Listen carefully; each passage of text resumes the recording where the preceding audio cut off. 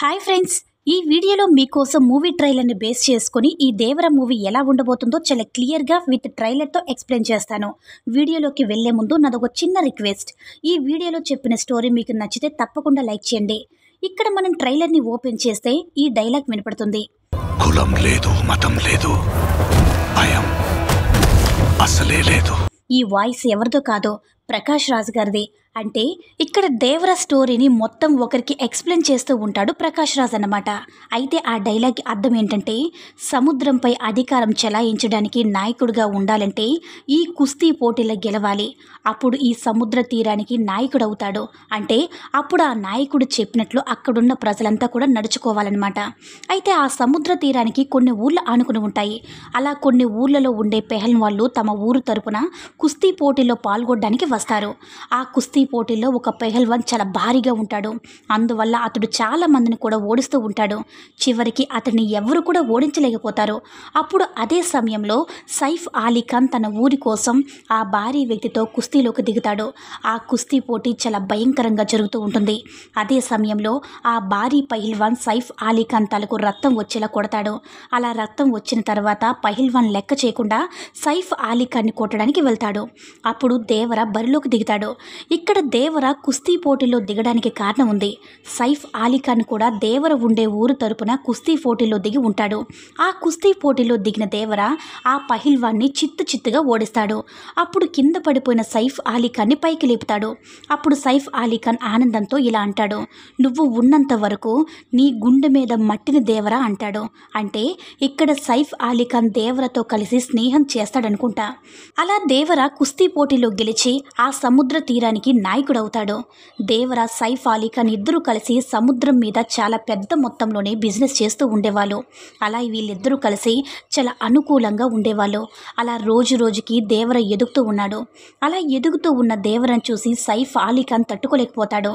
అలా దేవర మీద పగ పెంచుకోవడానికి చంపాలని ప్లాన్లు కూడా వేస్తూ ఉంటాడు. చాలాసార్లు సైఫ్ అలీ ఖాన్ తన మనుషులు పంపించి దేవర మీద అటాక్ చేపిస్తాడు. కానీ అలా పంపించిన మనుషులను దేవర చాలా దారుణంగా చంపేవాడు. దేవరని ఎలాగైనా చంపాలని చాలాసార్లు ప్లాన్ చేస్తూ ఉంటాడు. కానీ తన వల్ల కాదు. కొన్ని రోజుల తర్వాత ఫారిన్ కంట్రీస్ నుంచి వచ్చిన దేవరకి పెద్ద బిజినెస్కి డీల్ దొరికింది. అందువల్ల మనుషులు ఒక పెద్ద షిప్లో చాలా పెద్ద కంటైనర్లు సరుకులు పెట్టుకుని సముద్రం మీద ప్రయాణం చేస్తూ ఉంటారు. ఇదే మంచి అవకాశమని సైఫ్ అలీ ఖాన్ భావిస్తాడు. అప్పుడు తన మనుషులను తీసుకుని పడవలు వేసుకుని వెళ్తాడు. వాళ్ళపైన దాడి చేసి ఆ సరుకును మొత్తం కూడా ఆక్రమించుకుంటాడు. ఈ విషయం తెలుసుకున్న దేవర తన సముద్ర తీరం నుంచి చిన్న చిన్న పడగలు వేసుకుని ఆ పెద్ద షిప్ని సముద్రంలో వెతకడం మొదలు పెడతారు. అలా వెళ్ళినప్పుడు దేవర కొడుకు వాళ్ళ అమ్మతో ఇలా అంటాడు, నీ కొడుకు పంతం గెలవడానికి వెళ్ళాడని అంటాడు. అలా అన్న తర్వాత దేవర కొడుకు కూడా తన తండ్రిని వెతకడానికి చిన్న పడవలో ప్రయాణం చేస్తూ ఉంటాడు. ఇక దేవర ఆ పెద్ద షిప్ను కొనుక్కుంటాడు. ఆ షిప్లో 50 మందికి పైగా సైఫ్ అలీ ఖాన్ మనుషులు ఉంటారు. ఒక్కసారిగా దేవర మనుషులు అటాక్ చేస్తారు. ఇక దేవర బరిలోకి దిగుతాడు. ఆ షిప్లో ఉన్న 30 మందిని చాలా దారుణంగా చంపిస్తాడు. మిగతా 20 మందిని కలిసి దేవర మనుషుల మీద చాలా గట్టిగా పోటీ చేస్తూ ఫైట్ చేస్తూ ఉంటారు. అలా 20 మంది మధ్య గొడవ జరుగుతున్న సమయంలో ఆ పెద్ద షిప్కి మంటలు అంటుకుంటాయి. ఆ సమయంలోనే దేవర మనుషులు ఆ షిప్ కాలిపోతుంది, ఇంకా ఏం చేయలేకపోతారు. ఇక్కడ ఇంట్రెస్టింగ్ విషయం ఏమిటంటే, దేవర ఒకప్పుడు సముద్రంలో ఉన్న ఒక చిన్న షార్క్ను పెంచుకుంటూ ఉంటాడు. అదే ఇప్పుడు చాలా పెద్దదై ఉంటుంది. కరెక్ట్గా ఆ పెద్ద షిప్పు కాలుతూ ఉన్నప్పుడు చిన్న పడవలో సైఫ్ అలీ ఖాన్ 20 మంది మనుషులు దేవర తెచ్చుకున్న పడవలోనే సేఫ్గా వెళ్తూ ఉంటారు. అలా కరెక్ట్గా అదే సమయంలో దేవర పెంచుకున్న షార్క్ అక్కడికి వచ్చి తనపై ఎక్కించుకుని ఆ 20 మంది మనుషుల వైపు వెళ్తూ ఉంటుంది. ఇక ఇక్కడే చాలా భయంకరంగా సముద్రంలో యుద్ధం జరుగుతుంది. ఆ 20 మందిలో ఒక్కొక్కరిని కూడా ఆ షార్క్ ద్వారా సముద్రంలో ముంచి చాలా దారుణంగా చంపేస్తారు. అలా ఒక్కొక్కరు చనిపోతూ ఉంటే మిగిలిన వాళ్ళు శ్వాస ఆడక ఉక్కిరి బిక్కిరైపోతుంటారు. అలా షార్క్ మీద దేవర చంపుకుంటూ ఒడ్డుకు చేరుకుంటాడు. ఇక అక్కడికి కూడా దేవరని చంపడానికి చాలా మంది వచ్చి ఉంటారు. ఆ సముద్రం ఎంత భయంకరంగా యుద్ధం జరుగుతుందంటే దేవర ఒక్కడే తన దగ్గర ఉన్న ఆయుధాలతో కత్తులతో చాలా మందిని నరికి చంపేస్తాడు. అలా చంపినప్పుడు ఆ మనుషులు రక్తం అనేది సముద్రంలో కలుస్తుంది.